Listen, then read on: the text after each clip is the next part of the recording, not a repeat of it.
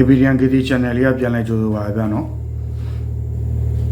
ဟောကျွန်တော်ဒီ channel ကဘာလေးပြောပြမှာလဲဆိုတော့ကျွန်တော်ရဲ့ဘဝအတွေ့အကြုံတွေနော်ဒီစာလေးတွေလည်းဖတ်ပြီးမှာပေါ့နော်ကျတော့ဟိုစာလေးဖတ်ပြီးမှာဆိုတော့ဘုသူရရတရားပြုစရာပေါ့နော်ကိုဘဝအတွက်သင်ခန်းစာတစ်ခုခုအတွေးခေါ်တစ်ခုခုနော်ဘုသူရတစ်ခုခုပညာတစ်ခုခုရတဲ့စာပေမျိုးရဲ့ကျွန်တော်ဘဝမှာကြုံတွေ့ခဲ့တဲ့အလုပ်ကြောင်းတွေပြောမဲ့ channel လေးပေါ့ဗျာနော်ဒီ Evidian Gidi channel လေးဆိုတာတော့ဟိုနော်ဟိုပေါက်ကရလေးပဲပေါ့နော်ကျွန်တော်ထင်ရမြင်ပြောတဲ့အရာကြည့်ကျင်တော့ဟိုထဲမှာသူကကြည့်လို့ရတယ်ဘာလို့ဆိုတော့KC channel မှာကြည့်လို့ရပါဘောเนาะဒါတော့ဒီဟာတော့ကျွန်တော်စာဖတ်ပါဘောเนาะဒီစာဖတ်ဖို့ဘောเนาะစာဖတ်တဲ့အခါမှာလည်းဘာလို့ဆိုတော့ဟိုပညာရေးဘုဒ္ဓတာတွေယတ္တဘောเนาะဟို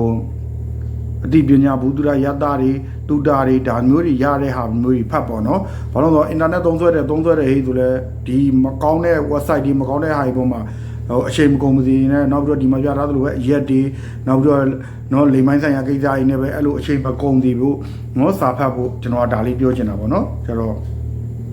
ဟိုဒီနေ့ကတော့နော်ညံရင်မတူသူနဲ့ရံပြိုင်မဖြစ်ပါနဲ့ပေါ့နော်ရံပြိုင်မဖြစ်ပါနဲ့ဆိုတဲ့ဟာလေးဖတ်ပြမှာပေါ့နော်ကျတော့ဘယ်တော့မှစင်ကျင်ညံမရှိတဲ့သူတွေနဲ့ပြိုင်ပြီးမငင်းနဲ့ပြိုင်ပြီးတော့ရံမဖြစ်နဲ့နော်သူတို့ကတင်းကိုသူတို့ရဲ့အဆင့်တန်းရောက်အောင်ဆွဲချသွားလိမ့်မယ်နော်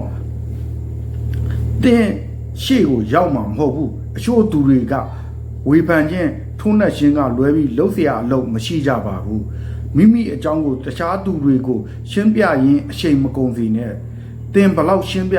သူတို့ကသူတို့အုံနောက်နဲ့စန့်တဲ့အတိုင်းတာတစ်ခုလောက်ပဲနားလည်မှာပါနော်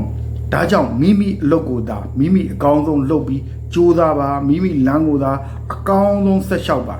ဉာဏ်ရင်မတူတဲ့သူတွေနဲ့ရံဖြစ်ရင်အရှိန်မကုန်ပါစေနဲ့